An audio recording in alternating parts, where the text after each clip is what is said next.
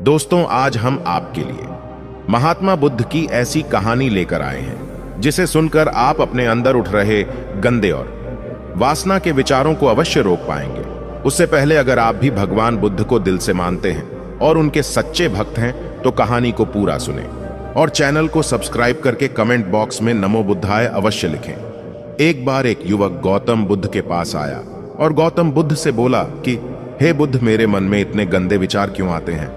मैं नहीं चाहता कि मेरे मन में गंदे विचार आए, पर मेरे मन में हमेशा काम वासना के विचार चलते रहते हैं और मैं इनके बारे में सोच सोच कर बहुत परेशान हूँ। मेरी ऊर्जा और मेरा समय यह सब सोचने में ही नष्ट हो जाता है और इन सब के विचारों की वजह से मैं कभी भी शांत नहीं रह पाता और मैं हमेशा ही स्त्रियों को देखकर मोहित हो जाता हूँ, अपने आप को रोक ही नहीं पाता।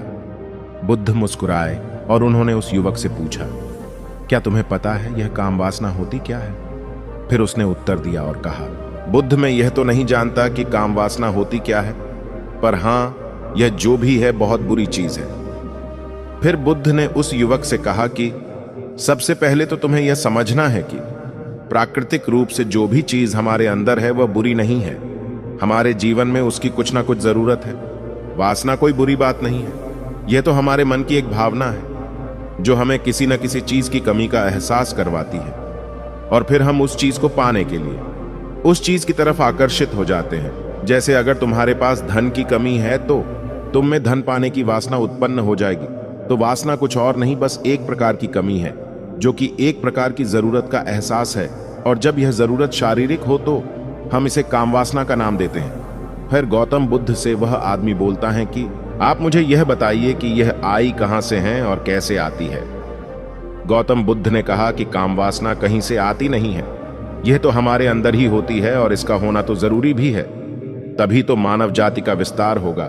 युवक ने कहा, जब यह हमारे अंदर ही है और जरूरी भी है तो फिर लोग इसे गलत क्यों बोलते हैं? बुद्ध ने कहा कि यही तो समस्या है, लोगों ने काम वासना को गलत तरीके से सोच लिया है, इसे छुपाने की, दबाने की कोशिश करते हैं। काम वासना गलत नहीं है, बल्कि काम वासना का गलत तरीके से प्रयोग करना गलत बात है।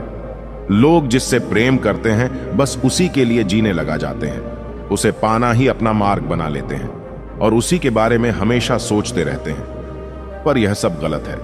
बुद्ध ने युवक से कहा, क्या तुम्हें पता है जानवरों में भी काम वासना होती है?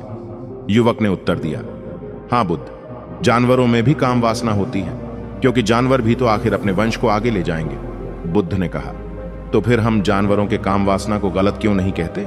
युवक ने कहा, मुझे नहीं पता महात्मा, आप ही मुझे बताइए। गौतम बुद्ध ने कहा कि जानवर अपनी काम वासना का प्रयोग आनंद प्राप्ति के लिए नहीं करते, वह तो सिर्फ संतान उत्पत्ति करने के लिए काम वासना का उपयोग करते हैं। जानवरों को प्रकृति ने इतनी समझ नहीं दी कि वह काम वासना को अपने सुख का आधार बना सके। मनुष्य अपनी समझ के बलबूते पर प्रकृति में पाई जाने वाली प्रत्येक वस्तु को अपने सुख के लिए प्रयोग करता है। हम इंसानों ने ही काम वासना को अपने सुख का साधन बना लिया है, जबकि प्रकृति ने तो हमें अपने वंश को आगे अग्रसर करने के लिए दिया था, लेकिन इंसानों ने इसे अपने जीवन का परम लक्ष्य बना रखा है और इस तरह से काम वासना का आ जाना गलत है। युवक ने पूछा, महात्मा जी, यह काम वासना हम पर हावी क्यों होती है? यह हमेशा क्यों आ जाती है? तब गौतम बुद्ध ने कहा कि सुनो, अब जो मैं तुम्हें बताऊंगा उसे तुम ध्यानपूर्वक सुनना। काम वासना का सारा खेल तुम्हें समझ आ जाएगा, तुम्हें तुम्हारे सारे सवालों का जवाब मिल जाएगा, बस तुम्हें ध्यान से सुनकर समझना है। एक बार की बात है, एक आश्रम में गुरु और उनके शिष्य रहा करते थे, जो रोजाना आश्रम के बाहर स्थित गांव में भिक्षा लेने के लिए जाते थे। उस आश्रम का एक शिष्य जी गांव में भिक्षा लेने जाता था। उस रास्ते में एक नदी मिलती थी। एक दिन उस शिष्य देखा कि एक युवक वृक्ष के पीछे छिपा है। वह उस युवक के पास गया और उसे जाकर बोला, भाई, तुम इस वृक्ष के पीछे छिपकर क्या देख रहे हो? युवक ने कहा, अरे तुझे नहीं दिख रहा क्या कि मैं क्या देख रहा हूं? तब शिष्य ने नदी की तरफ देखा तो वहां पर कुछ युक्तियां पानी भर रही थीं। तब उसने उस युवक से कहा, अरे भाई, वहां पर तो युक्तियां पानी भर रही हैं, इसमें छिपकर देखने वाली क्या बात है? तब वह युवक शिष्य की तरफ देखकर उससे कहता है, अरे पागल, तुम्हें दिखाई नहीं दे रहा क्या कि कैसे यह परियां नदी से पानी निकाल रही है जरा उनकी अदाओं को तो देखो, उनके कोमल शरीर को देखो। उनकी पतली कमर मटके को उठाते समय बल खाती है और उनके बाल उनकी कमर पर कैसे लहरा रहे हैं। मानव सुंदरता बिखर रही है। शिष्य ने फिर नदी की तरफ देखा और इसे बार बार देखता ही चला गया। अभी तक तो कुछ भी नजर नहीं आ रहा था और वह बिल्कुल निर्भय था। उसे किसी भी बात का कोई डर नहीं था। लेकिन अब वह छुपने लगा और उन युवतियों को देखने लगा। और जब वह छिपकर उन युवतियों को देख रहा था, तभी वह अचानक अंदर से डर गया और उसने कहा कि यह मैं क्या कर रहा हूं? मैं जो कर रहा हूं वह सही नहीं है। मुझे यहां से चले जाना चाहिए। और फिर वह जल्दी से वहां से चला गया। वह आश्रम पहुंच जाता है। आश्रम जाकर वह अपने कार्यों में लग गया। लेकिन जो अभी वह देखकर आया था, वही उसकी आंखों के सामने बार बार आ रहा था। उसके मन में वही दृश्य चल रहा था। उसका मन वही सब कुछ देखने के लिए उतावला हो रहा था। उसका किसी भी काम में मन नहीं लग रहा था। सुबह होते ही वह जल्दी ही भिक्षा के लिए आश्रम से निकल जाता है और उस नदी के पास वाले वृक्ष के पास जाता है, जहां पर वह युवक पहले से मौजूद रहता था। उसके साथ मिलकर युक्तियों को छुप छुप कर देखता था। अब वह रोज ऐसा करने लग गया। यह उसके रोज का काम हो गया। अब उस शिष्य का मन किसी भी काम में नहीं लगता था। वह हमेशा ही किसी न किसी प्रकार के विचार में उलझा रहता। वह आश्रम के कार्यों को भी ठीक तरीके से नहीं कर रहा था। न वह ठीक से सो पाता था, न वह ठीक से खाना खा पाता था। उसका मन बेचैन सा रहता था। उसका मन बार बार उन युक्तियों के सौंदर्य को देखने के लिए लालायित होता रहता था। जब गुरु दीक्षा देते तब भी उसका मन कहीं और विचारों में खोया रहता था। गुरु ने अपने शिष्य की इन हरकतों को भांप लिया था।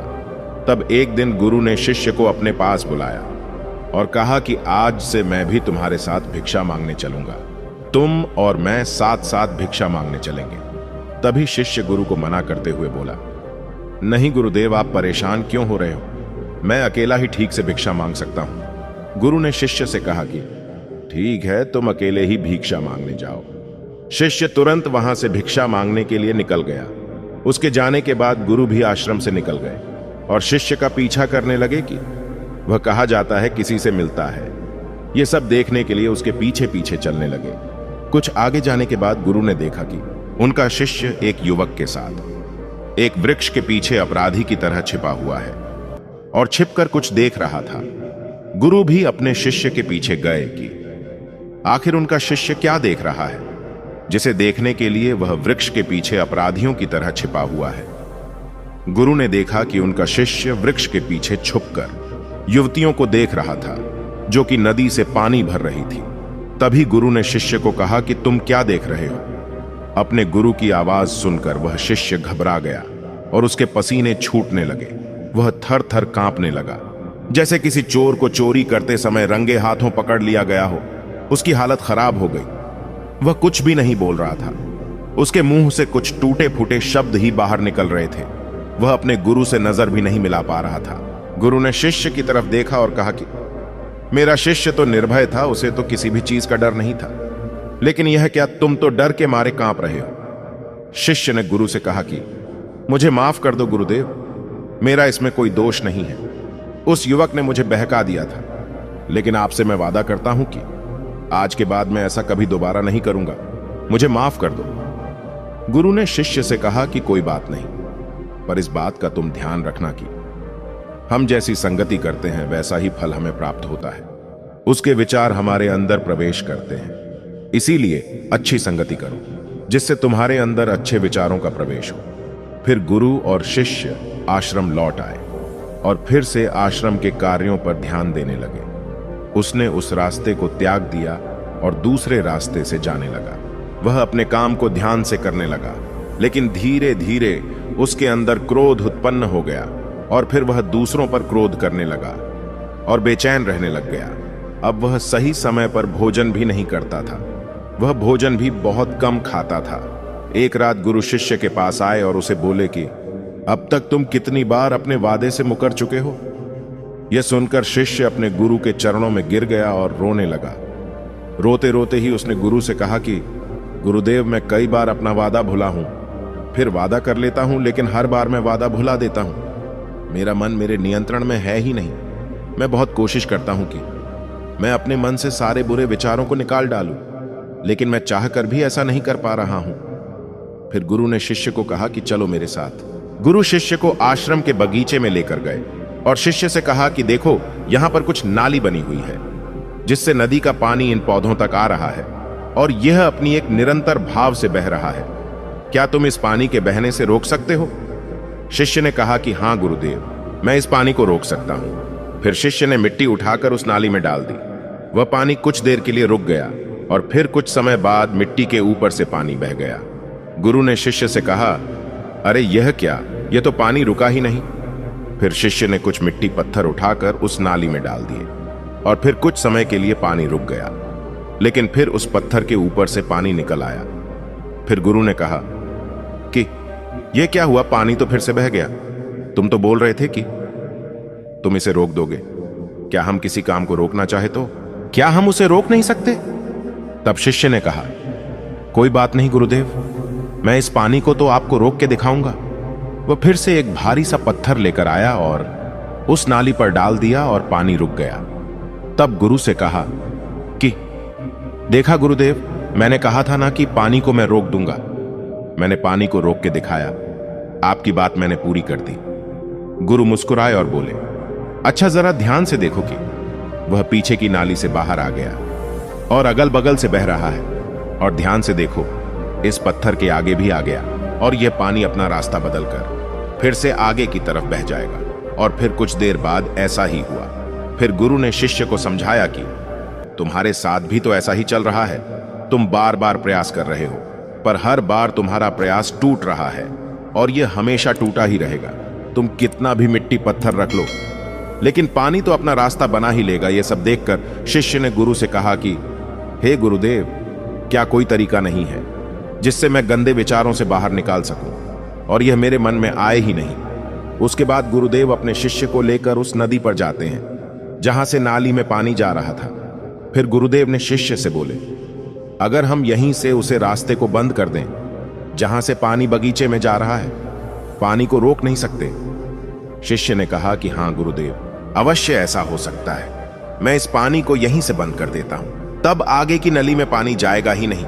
और फिर शिष्य ने नदी से जाने वाले पानी के रास्ते को बहुत मेहनत करके पत्थर और मिट्टी डाल डालकर बंद कर दिया और गुरु से कहा कि गुरुदेव, मैंने पानी को पूरा बंद कर दिया है, अब यह पानी बगीचे में जाएगा ही नहीं। तब गुरु ने कहा कि अगर पानी बगीचे में नहीं जाएगा तो पौधों को पानी कहां से मिलेगा? उन पौधों को तो पानी की आवश्यकता है, और उन पौधों में कुछ पौधे तो ऐसे हैं जिनको रोज पानी की आवश्यकता है।